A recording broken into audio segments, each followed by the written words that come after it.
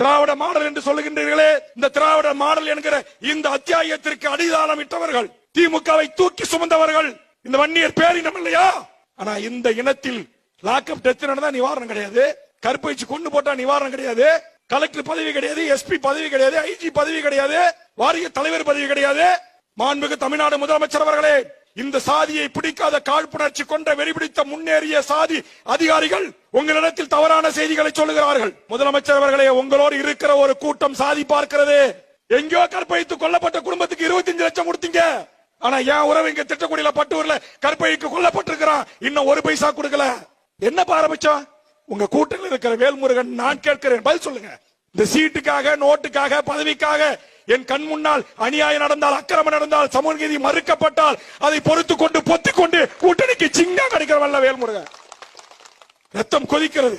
தமிழ்நாடு முதலமைச்சர் அவர்களே, தமிழ்நாட்டில் எங்கு யார் பாதிக்கப்பட்டாலும் உடனடியாக நிவாரணம் அறிவிக்கிற மாண்புமிகு தமிழ்நாடு முதலமைச்சர் அவர்களே, அந்த ஏழை வன்னிய பெண் செய்த தவறு என்ன? தவறு என்ன?